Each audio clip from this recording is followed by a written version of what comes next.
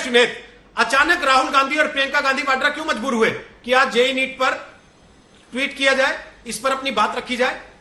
क्या यह लगने लगा कि आम आदमी पार्टी मुद्दा हाईजैक कर लेगी? क्योंकि छात्र तो बेचारे बहुत दिन से सोशल मीडिया पे धक्के खा रहे थे।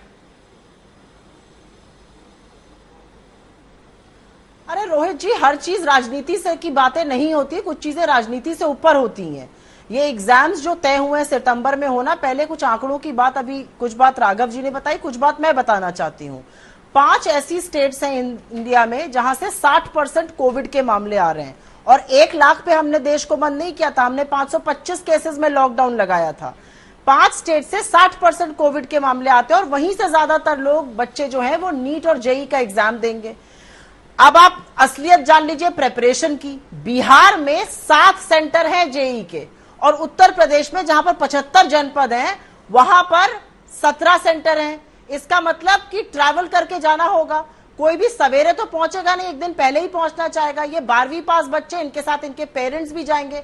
अब सोचिए कि जिन राज्यों में पब्लिक ट्रांसपोर्ट अभी बंद है, किस तरह से ये लोग पहुंचेंगे। लॉजिस्टिक्स तो एक समस्या है, और बाकी समस्या है किस तरह से, कितना खर्चा होकर, कितनी मुश्किल से ये लोग पहुंचेंगे, कहां रुकेंगे, कितना एक्सपोजर होगा, कितना ससेप्टेबिलिटी टू इन्फेक्शन होगा।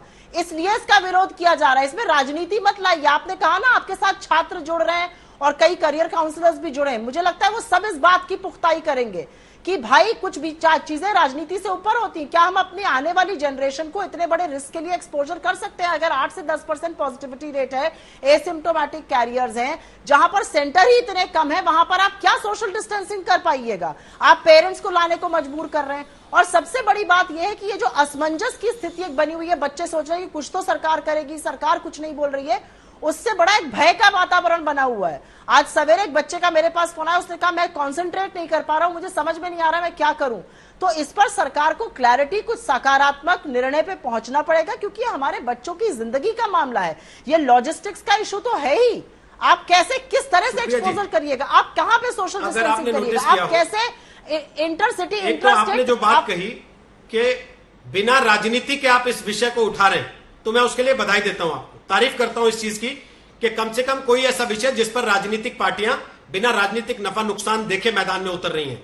क्योंकि ये बच्चे पिछले कई दिन से सरकार तक अपनी आवाज पहुंचाने की कोशिश कर रहे हैं। लेकिन अगर आपने नोटिस किया, और राष्ट्रीय परीक्षा एजेंसी ने 2 दिन पहले ट्वीट किया, उन्होंने तो सारी बातें लिख दी कि अदालत ने जो कहा है उसके आधार पे हमने तय कर लिया, इतनी से इतनी तारीख तक जेईई की परीक्षा होगी, इतनी से इतनी तारीख तक नीट की परीक्षा होगी, यहां सैनिटाइजर भी होगा, यहां पर मास्क का भी ध्यान रखना होगा, यहां पर आपको सोशल डिस्टेंसिंग का भी पालन कराया जाएगा। लेकिन क्या हम ऐसी स्थिति में हैं कि हम लॉजिस्टिकली ये सारी चीजें जैसी कागज पे कह रहे हैं वैसे जमीन पे करवा पाए? हालात हैं ऐसे? बिल्कुल नहीं, बिल्कुल हम ऐसी स्थिति में नहीं है।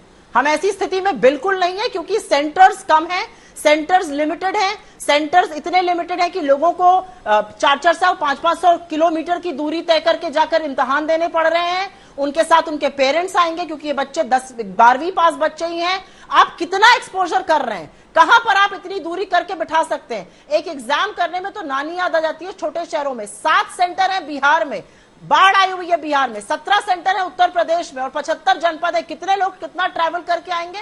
कितना एक्सपोजर हम कर रहे हैं, कितना हम एक्सपोज कर रहे हैं अपने बच्चों को, उनके पेरेंट्स को, और कितना खर्चा करा रहे हैं ये भी देखिए। क्योंकि पब्लिक ट्रांसपोर्ट चल नहीं रहा है, ये सब लोग प्राइवेट व्हीकल करके आएंगे। सबके पास तो 4 पहिया गाड़ी नहीं होती है, बारिश का मौसम है।